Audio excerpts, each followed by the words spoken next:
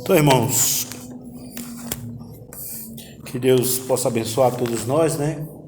O nome de Jesus Cristo seja exaltado no meio do seu povo e nós possamos estar sempre alegres, sabendo que a volta do Senhor Jesus Cristo é algo que está diante dos nossos olhos, prestes a acontecer. Temos aí a leitura desta noite e falando sobre Israel, exatamente Romanos capítulo 11, e é bem importante a gente avaliar as coisas que acontecem a respeito daquela nação que Deus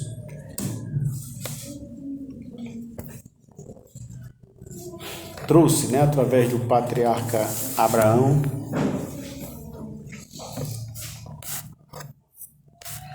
E que até hoje existe, né, como uma marca no mundo para que as pessoas entendam que a palavra de Deus se cumpre.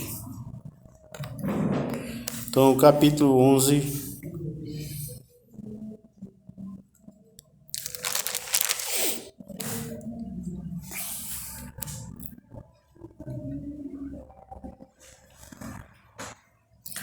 a partir do versículo 25, que diz a palavra do Senhor. 11, 25 de Romanos, né?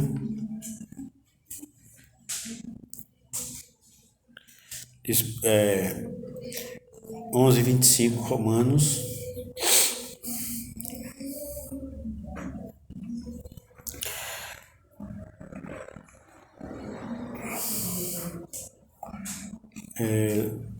Amém? Amém.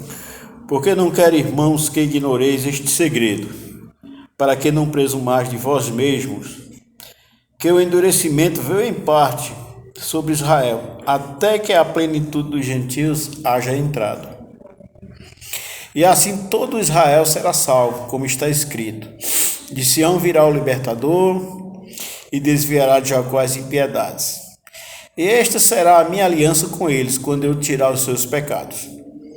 Assim que quanto ao evangelho são inimigos por causa de vós, mas quanto à eleição, amados por causa dos pais. Porque os dons e a vocação de Deus são sem arrependimento. Porque assim como vós também antigamente fostes desobedientes a Deus, mas agora alcançastes misericórdia pela obediência deles. Assim também estes agora foram desobedientes, para também alcançarem misericórdia pela misericórdia a vós demonstrada. Amém? Deus possa nos colocar no nosso coração.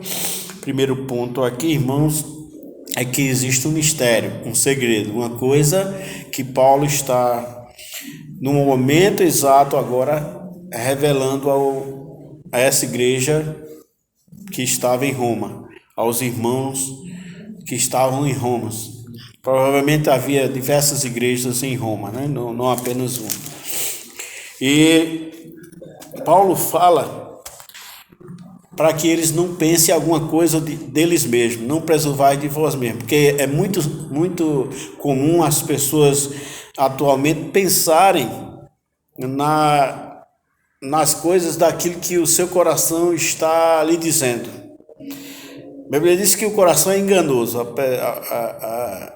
com toda certeza. Então, é necessário que a gente saiba ser encaminhado para a palavra de Deus, para falar aquilo que Deus está nos mostrando.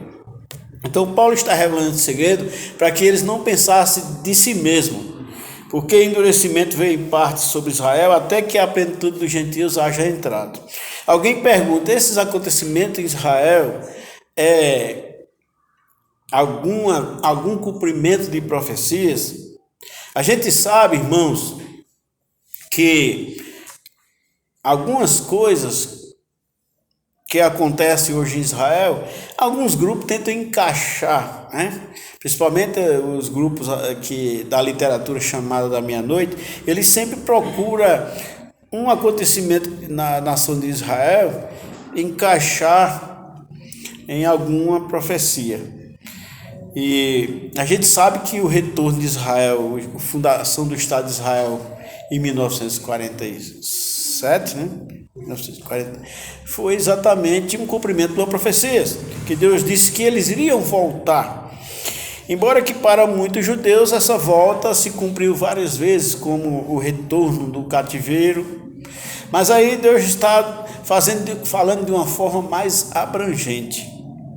E nós sabemos que a fundação do Estado de Israel é um cumprimento profético. Mas nem tudo que acontece hoje, né? Nós temos, quem fala muito contra isso é um reformador bem conhecido nas redes sociais. E ele, certa vez, em tempos passados, nos anos 90, quando tinha programa na televisão, ele dizia: se Israel começar a maltratar os palestinos, Deus é quem vai castigar eles. Na verdade, ele estava com a narrativa da imprensa mundial, que geralmente quem escreve a respeito de Israel são os seus inimigos. É difícil pessoas que escrevem sobre Israel ser seus aliados.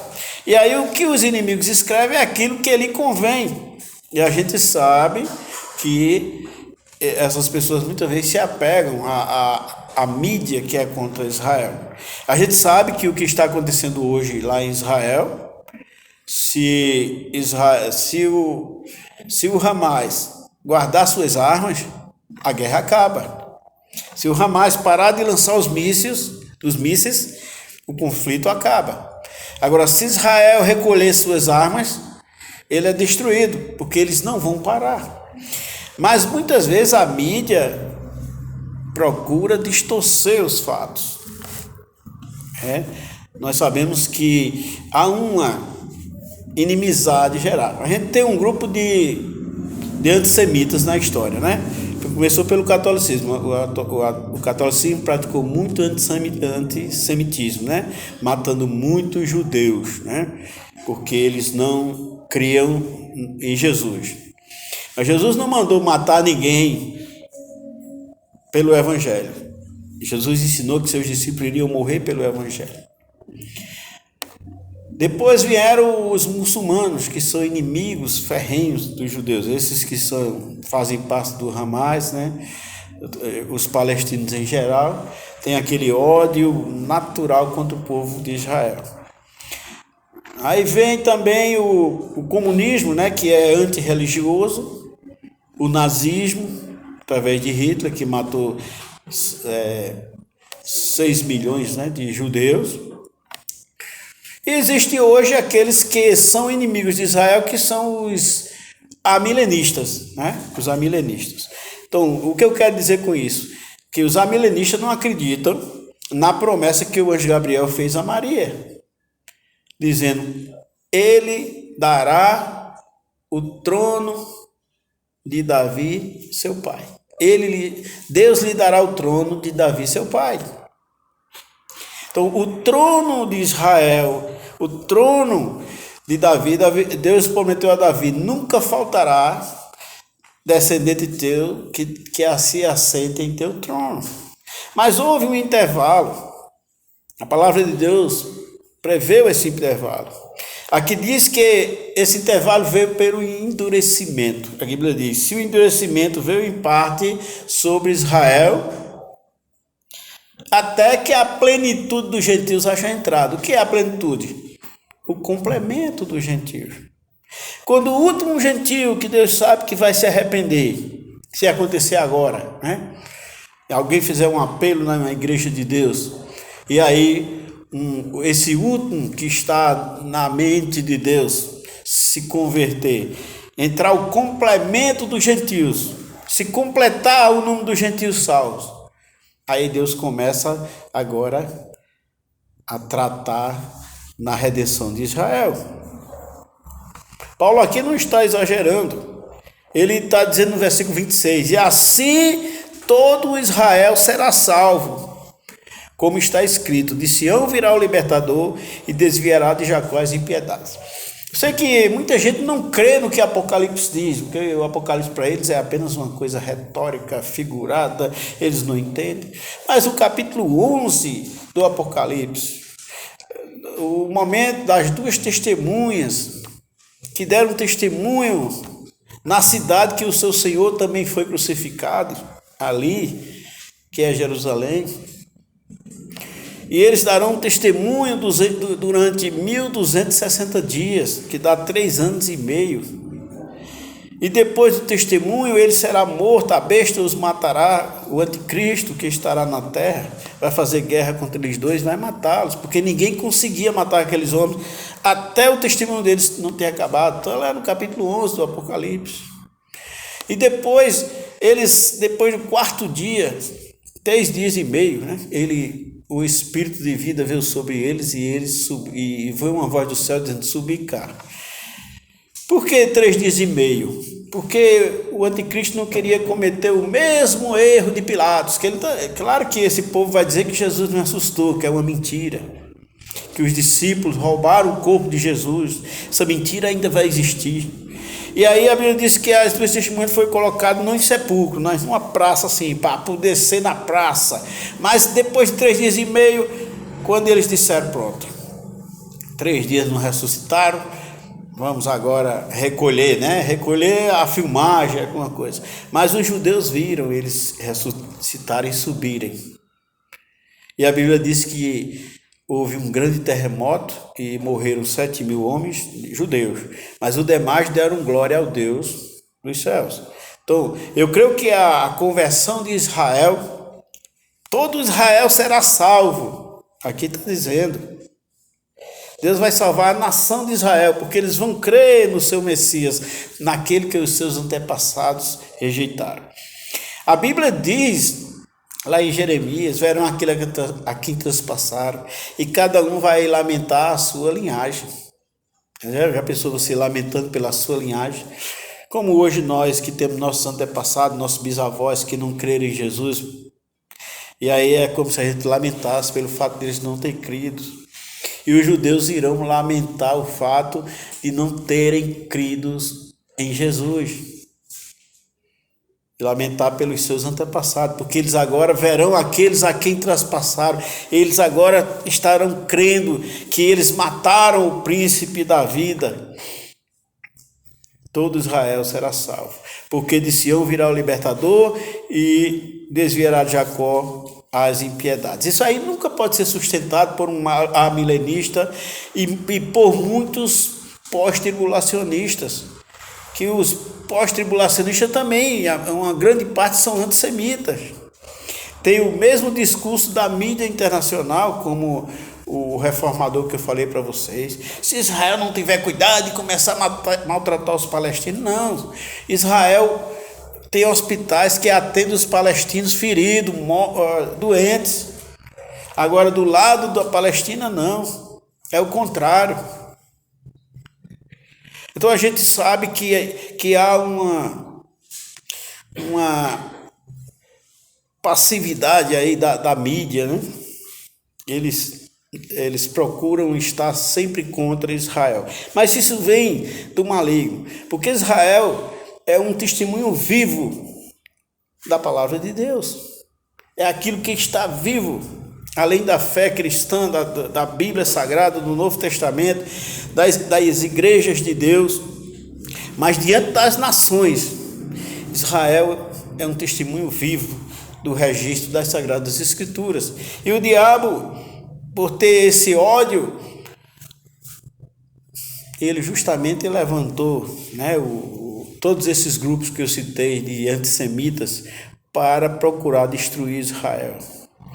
Aqui diz, no versículo 28, assim que quanto ao evangelho, são inimigos por causa de vós. Aí o que é que diz a palavra de Deus? Mas quanto à eleição, amados por causa dos pais. Então isso significa que Deus não esqueceu aquilo que o anjo Gabriel disse a Maria, que Deus lhe dará o trono de Davi, seu pai. Ele será grande e será chamado Filho de Deus. Ali era uma profecia ao Filho do homem, ao Jesus humano, que nasceu de Maria. Por isso que o anjo estava dizendo a ela. E isso se cumpriu. E aí os judeus que creram em Jesus, em Atos capítulo 1, versículo 6, eles perguntaram a Jesus: Depois que Jesus ressuscitou, saiu Jesus se dirigindo com eles para Betânia. E aí eles, naquela alegria de ver o Filho de Deus ressuscitado, de ver que estava cumprido aquilo que ele tinha prometido a eles, fizeram uma pergunta a Jesus. Aqueles, pois, que se haviam reunido, perguntaram-lhe, dizendo: Senhor, restaurarás tu neste tempo, versículo 6, né? 1:6, o reino a Israel? Olha, Jesus não disse: não, esqueçam isso, não tem mais esse reino, acabou, se Israel não quis. É isso que os amilenistas, os pós-tribulacionistas queriam que Jesus tivesse respondido.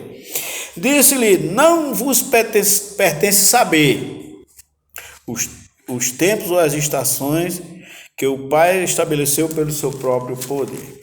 Eu gosto da versão que diz que estabeleceu para a sua exclusiva autoridade, né? Já que o vocábulo aqui para poder não é dínamos, né? É o sóxia, né? É o sóxia, que é autoridade. Então Deus, aí se cumprirá o quê? O Apocalipse capítulo 11, na 7ª trombeta, que ele ouviu uma voz dizendo: os reinos do mundo passaram a ser do Senhor. É a primeira vez, né, que Deus é chamado de Kyrios no Novo Testamento, porque sempre o termo Kyrios é para Jesus, né? Mas a primeira vez, eu creio, não me lembro de outra, que o vocábulo Senhor, que é Kyrios, né? Porque a Bíblia diz que há um só Deus, o Pai, e um só Senhor, Jesus Cristo. Mas agora, no capítulo 11 do Apocalipse, há um tratamento diferente, capítulo 11, versículo 15, que diz: e o 7º anjo tocou a sua trombeta e houve no céu grandes vozes que dizia: os reinos do mundo vieram a ser do nosso Senhor e do seu Cristo. Então está falando do Pai e do Filho, né? E ele reinará para todos sempre. Então Jesus disse: haverá um dia, mas não é da conta de vocês. Não disse isso aqui no versículo 7, né? Disse: não vos pertence conhecer.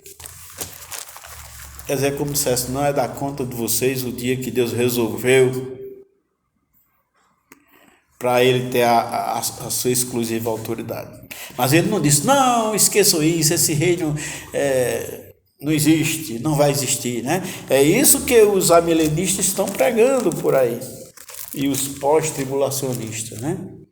Aqueles que não acreditam no arrebatamento, porque não acreditam no Apocalipse, né? Você, para começar a ler o desenrolar do Apocalipse, você sabe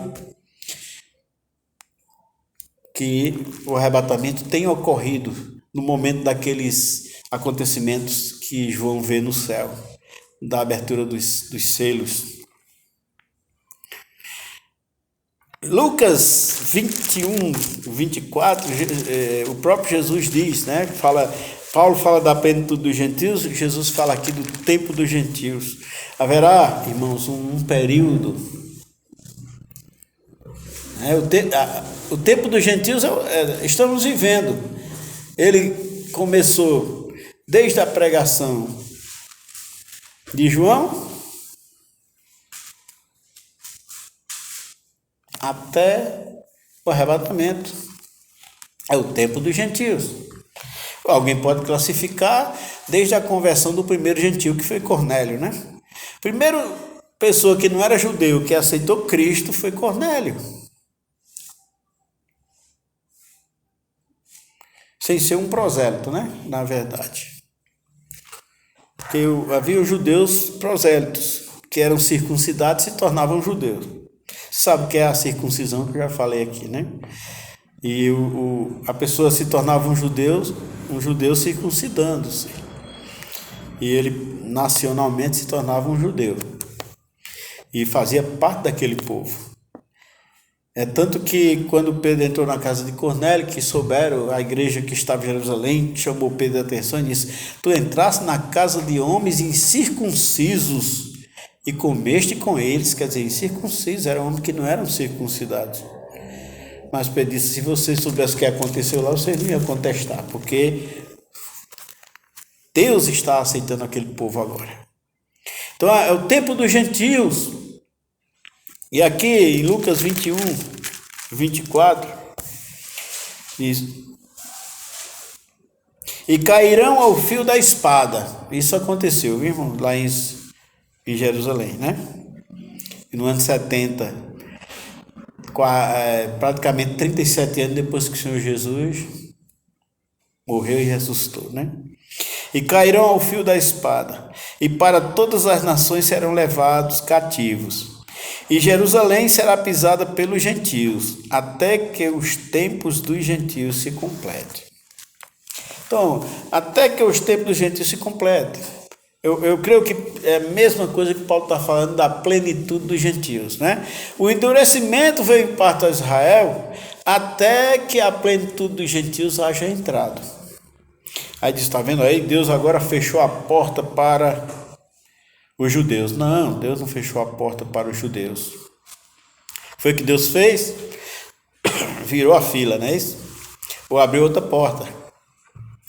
Quando a Bíblia diz, deu-lhe o espírito de profundo sono, para que vendo não veja, ouvindo não entenda. Deus estava dizendo assim, olha, eu vou fazer por onde os judeus não se converterem, não. Apenas Deus fechou uma porta e disse, agora é por aqui. E muitos judeus não querem ir por essa porta, que os gentios estão entrando. Então, assim como os gentios também, né, entraram no Velho Testamento, alguns gentios foram salvos, porque entraram pelas portas que Deus abriu para os judeus. E muitos judeus estão sendo salvos nesses nossos dias, porque estão entrando pela porta que Deus abriu para os gentios. Porque aqui diz, né?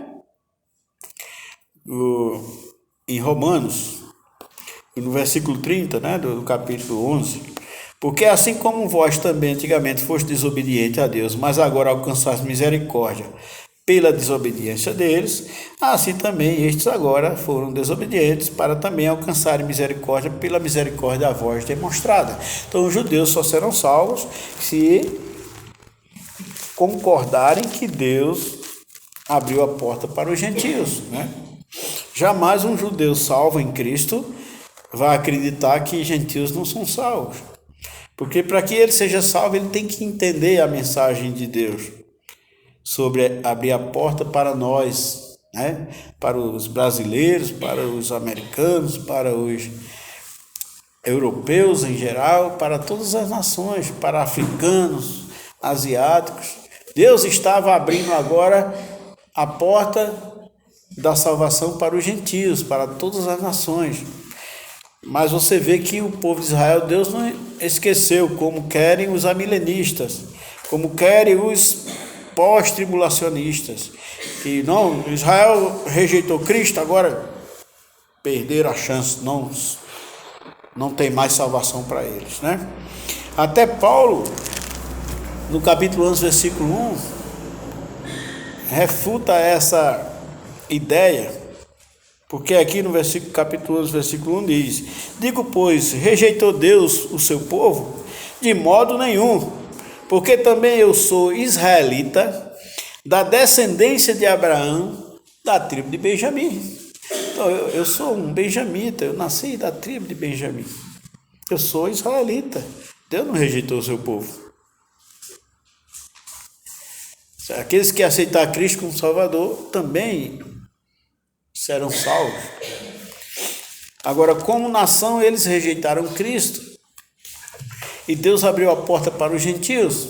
E eles, se quiserem se salvar, têm que entrar também por esta porta. Mas nenhuma seita ou religião aceita essa doutrina de que Deus um dia voltará, né? Nem jeovistas, nem mormons, nem adventistas, e no meio evangélico os pós-tribulacionistas não aceitam, nem tampouco, nem todos os pós-tribulacionistas, né? Uma parte. E os amilenistas, né? Não acreditam nesse reino que Jesus disse que não vos compete conhecer o tempo, os tempos, as estações que o Pai reservou para a sua exclusiva autoridade. Um dia ele vai governar. Lá na 7ª trombeta é dito: os reinos do mundo passaram a ser do Senhor e do seu Cristo. A gente sabe que estamos aguardando, próximo evento sobrenatural. Grande acontecimento, a gente sabe, a nação de Israel voltando para a sua terra, cumprindo uma profecia. Mas um acontecimento depois da descida do Espírito Santo, grandioso, que teve o nascimento do Senhor Jesus, a morte do Senhor Jesus, a ressurreição do Senhor Jesus, a descida do Espírito Santo, e agora está para acontecer o arrebatamento dos salvos, E todos aqueles que esperam Jesus dos céus, aqueles que o receberam como Salvador. Eu lembro, irmãos, que uma das coisas que me ajudou, porque eu vinha lendo o Novo Testamento, o coração amolecendo, e à noite eu sonhei que Jesus tinha vindo. Aí eu começava a pular e via que meu corpo pesado não subia. Aí eu fiquei muito preocupado, Aí foi quando eu procurei ir para a igreja, para ouvir a palavra e me entregar a Cristo, Porque pelo sonho eu fiquei preocupado. Mas eu sei que esse corpo pesado aqui, eu não entendo nada disso. Eu sei que um dia eu vou subir, não porque mereço. É a questão da fé. Quando Deus chamou Abraão fora e disse, conta aí as estrelas, Abraão. Abraão não conseguiu, ele disse, assim vai ser tua semente. E Abraão creu.